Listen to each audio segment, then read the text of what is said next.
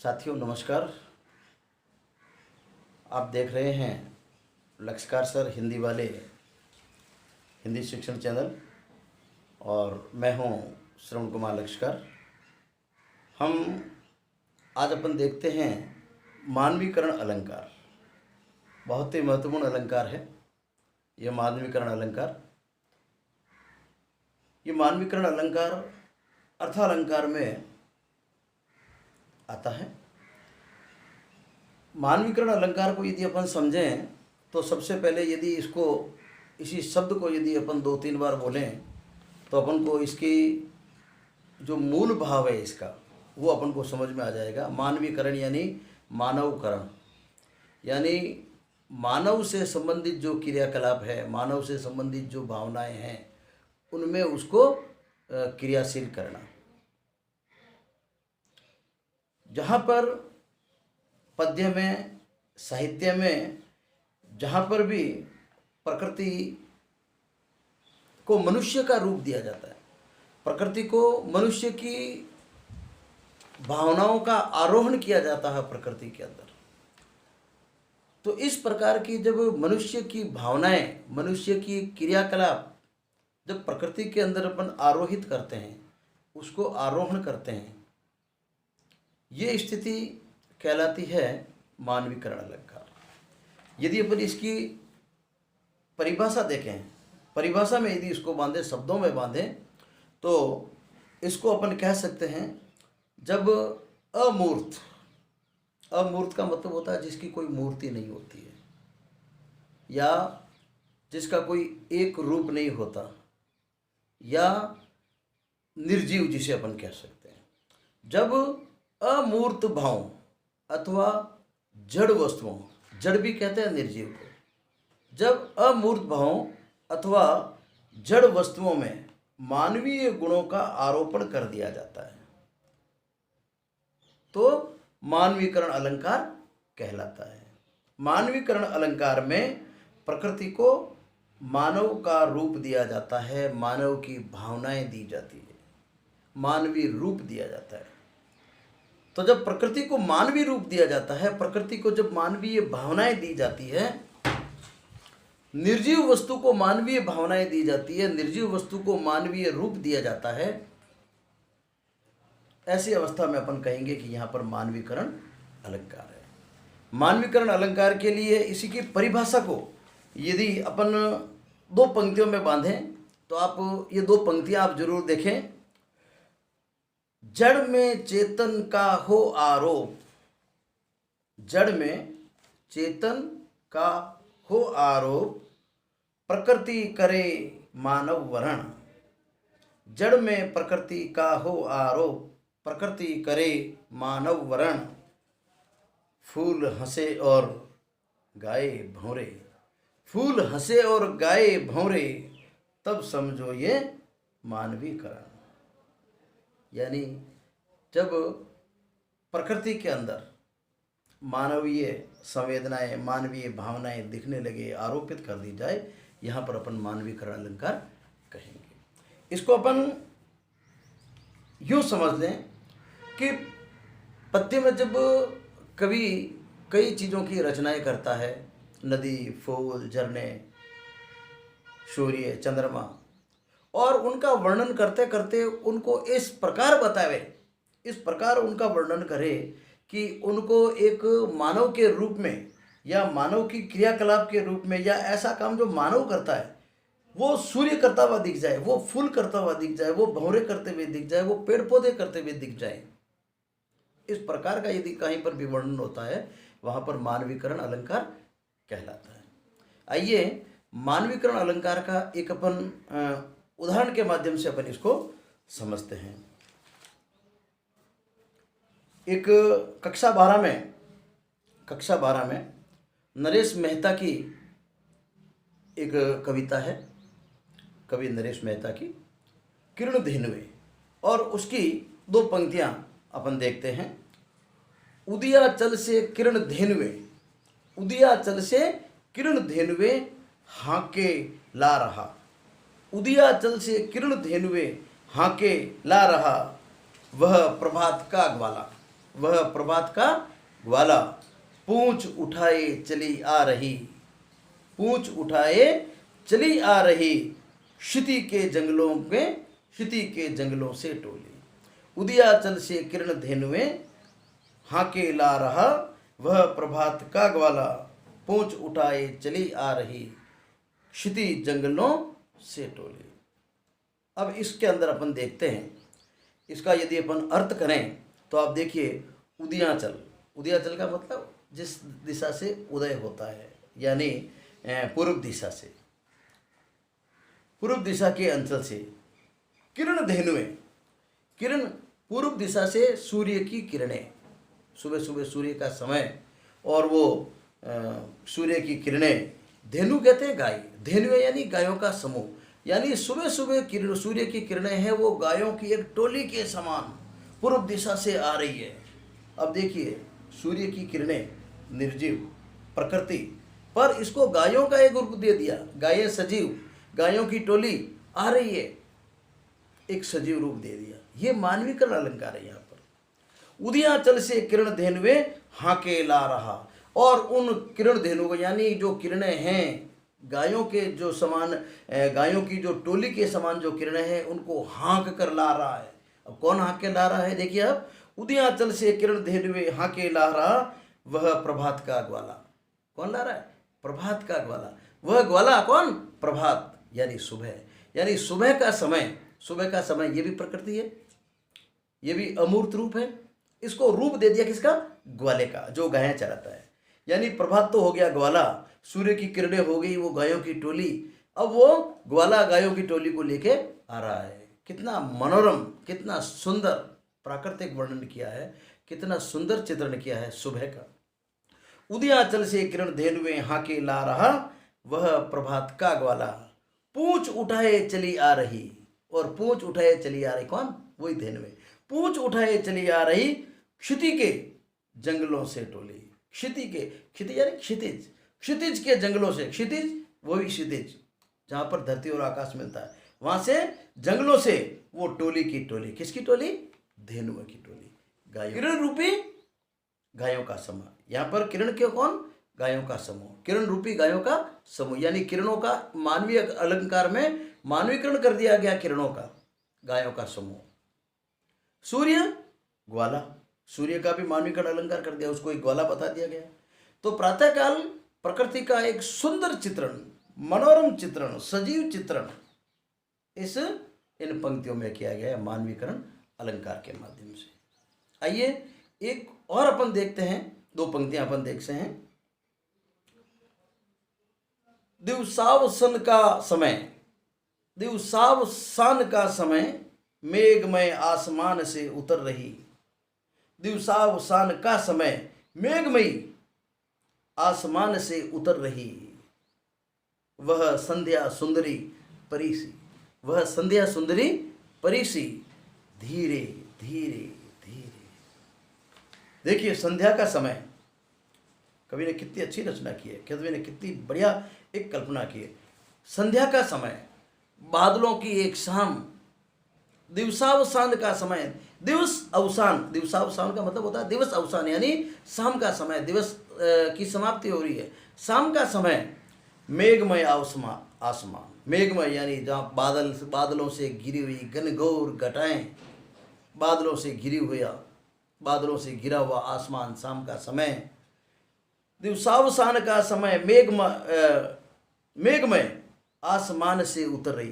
तो मेघमय आसमान से उतर रही, यानी बादलों से घिरे हुए आसमान, और उससे उतर रही है धीरे धीरे धीरे धीरे। कौन उतर रही है? वह संध्या सुंदरी परिसी, संध्या सुंदरी उतर रही। अब यहाँ पर संध्या ये एक समय है, एक प्रकृति है, एक रूप है, एक निर्जीव है, एक अमूर्त जिसे अपन कह सकते हैं कि चिंतन है। पर उस संध्या को एक परी का रूप दे दिया कि शाम का समय, बादल गरज रहे हैं, शानदार बादल आए हुए हैं, शाम का समय है, और संध्या एक सुंदर परी के समान, एक इसको स्त्री का परी का रूप दे दिया, और परी के समान वो धीरे धीरे धीरे धीरे धीरे धीरे धीरे पृथ्वी पर उतर रही है। ऐसा लग रहा है तो संध्या का यहाँ पर क्या हो गया, मानवीकरण अलंकार हो गया। तो यहाँ पर भी संध्या का मानवीकरण अलंकार हुआ है। एक इसी कक्षा 12th में एक बहुत अच्छी कविता आई हुई है, कविता के बहाने एक वो है। तो उसके अंदर एक पंक्ति आती है, कविता की उड़ान चिड़िया क्या जाने, कविता की उड़ान चिड़िया क्या जाने, पंख लगाकर उड़ने के माने, कविता की उड़ान चिड़िया क्या माने। अब देखो, कविता निर्जीव, एक अमूर्त चिंतन है। कविता एक अमूर्त है, जड़ है, पर उसके अंदर चिंतन किसका किया गया, चिड़िया का। यानी कविता को किसका रूप दे दिया गया, चिड़िया का रूप दे दिया गया। और कविता को चिड़िया का रूप देकर चिड़िया से भी सुपीरियर बता दिया गया। चिड़िया की जो है उड़ान एक सीमित दायरे में होती है, 1 किलोमीटर 2 किलोमीटर रेडियस के अंदर वो कविता, एक गांव के अंदर 2 गांव के अंदर वो चिड़िया उड़ेगी, एक खेत के या 5-10 गांव खेतों के अंदर उड़ेगी। पर कविता वो भी उड़ती है, पर उसकी उड़ान 7 समंदर पार। चिड़िया की उम्र लिमिटेड होती है, 6 महीने, साल, 2 साल, उसके बाद में उसका मृत्यु होती है।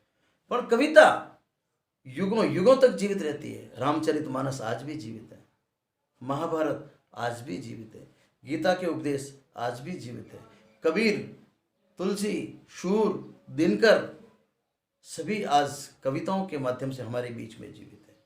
तो ये कविता की उड़ान। तो यहाँ पर कविता को एक चिड़िया की उड़ान के माध्यम से कविता को बताया गया है। तो यहाँ पर भी एक मानवीकरण अलंकार का एक और उदाहरण अपन देखते हैं। मेघ आए बड़े बन ठन के संवर के, मेघ आए बड़े बन ठन के संवर के। अब आप देखिए, बन ठन के संवर के कौन आता है, मनुष्य आता है। बनना, ठनना, संवरना, अच्छा दिखना, ये मनुष्य की प्रकृति है। पर बादल बन ठन के आ जाए, संवर कर आ जाए, प्रकृति को इस रूप में कि भाई बादल भी बन ठन के आ रहे हैं, संवर के आ रहे हैं, तो बादल को ये बन ठन के, संवर के, ये जो मनुष्य की जो प्रकृति है, मनुष्य की जो आदत है, मनुष्य का जो रूप है, मनुष्य की जो बनने ठनने की जो भावना है, वो बादलों के ऊपर जब आरोपित कर दी गई, तो यहाँ पर भी मानवीकरण अलंकार है।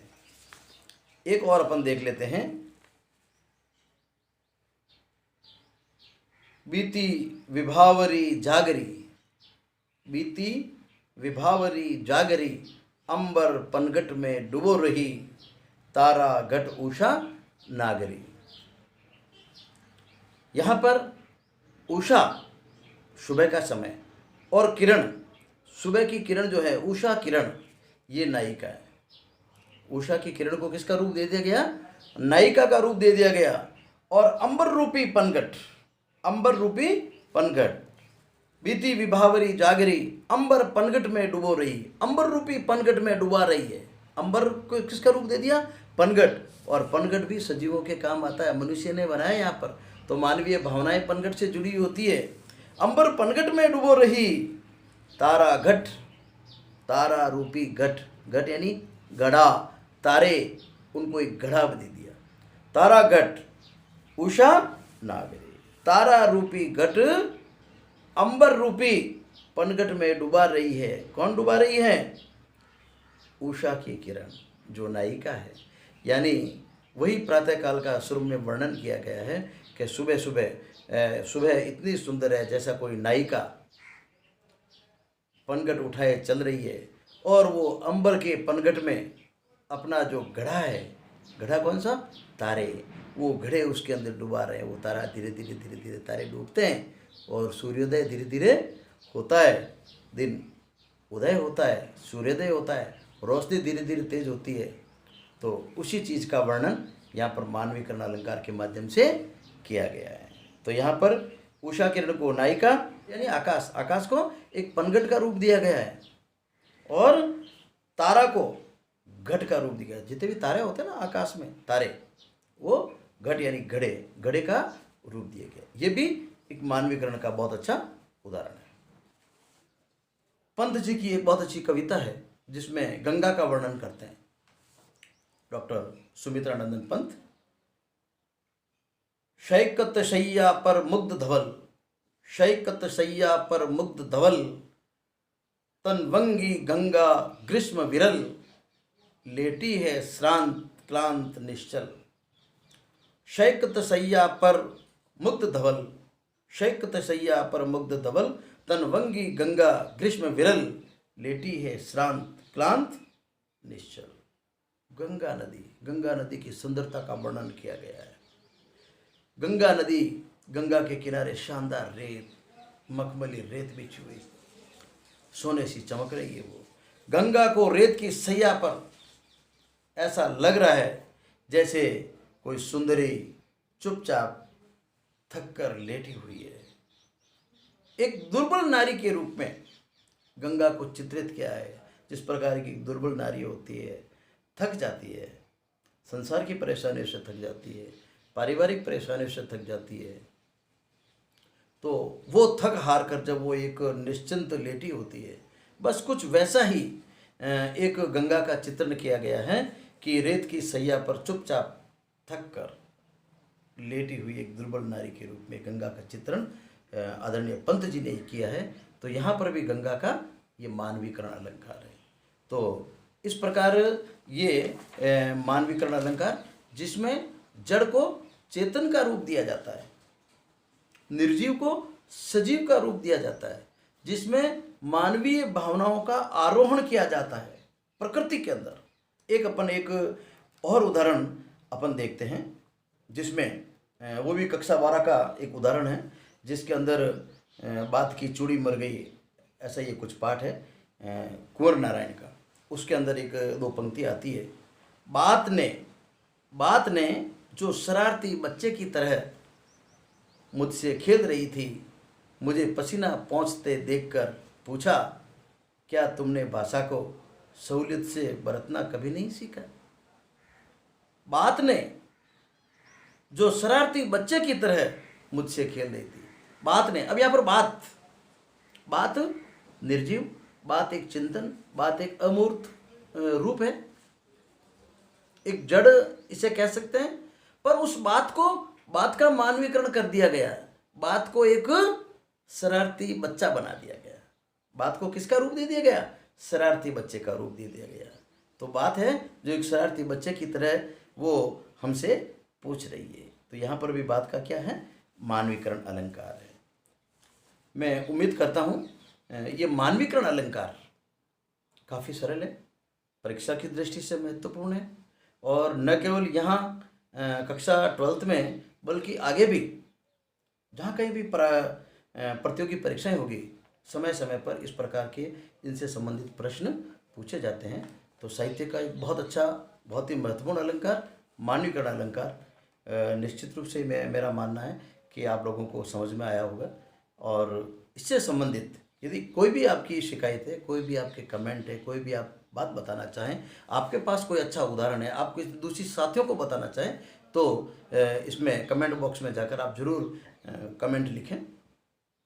आशा करता हूं कि आज के ये वार्ता, आज का ये टॉपिक बड़ा ही आपके लिए उपयोगी रहा होगा। अगले टॉपिक में हम फिर एक नए टॉपिक के साथ मिलेंगे।